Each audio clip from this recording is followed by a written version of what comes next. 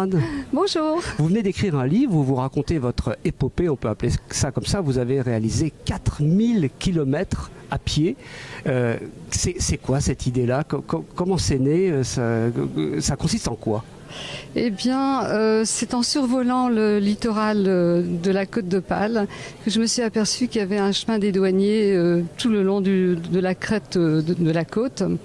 Et donc, après Compostelle, j'avais de nouveau envie de prendre mon sac à dos. Ah, vous aviez déjà fait le chemin de Compostelle à pied? Voilà, j'ai fait le chemin de Compostelle et cette idée de découvrir la côte française, voilà, m'est venu immédiatement en regardant ce contour du littoral.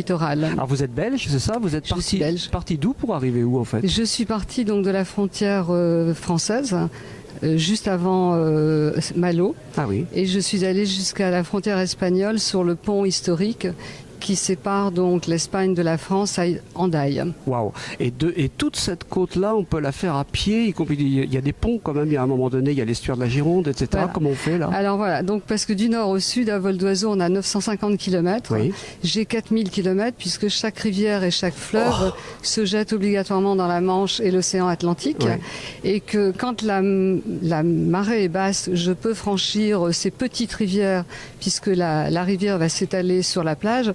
Mais dès que la marée est haute, je suis obligée d'aller chercher le pont qui peut être à 2 km ou à 20 km, comme en Bretagne. Les Abers, c'était 20 km pour la rive droite et 20 km pour la rive gauche. Oh là là, tout ça à pied. Alors du coup, c'est plus que les 900 km en question, c'est 4000 km, un peu plus que 4000 km. Et combien de temps ça prend là pour faire Presque 6 mois.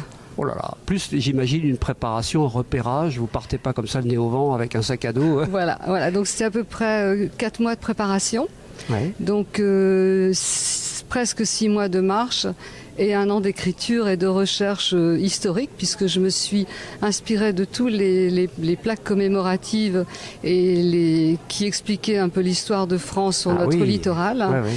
Et je me suis aussi intéressée à la géologie puisque obligatoirement on a l'érosion importante aussi bien sur la côte d'Opale qu'en Vendée, qu'en Charente Biarritz, et les Landes, ouais, voilà. Ouais. Et même la côte de Biarritz, ces superbes falaises de schiste qui s'écroulent. La Bretagne est protégée parce que les côtes sont en granit. Donc voilà, c'est les 2 sujets qui m'ont préoccupée pendant cette marche, c'était la géologie et l'histoire de France, donc aussi bien les guerres avec les Anglais évidemment, la Compagnie des Indes, voilà, et toute la côte du débarquement bien sûr. Alors ça c'est ce qu'on va voir, c'est l'objectif que vous vous êtes fixé. En même temps c'est un beau livre avec des belles photos que vous avez mis à chaque étape. Mais on sent bien qu'il y a quelque chose d'autre derrière. Il y a une quête spirituelle, il y a quelque chose de cet ordre-là? Il y a, oui. En fait, j'ai 2 enfants qui sont handicapés. Mmh.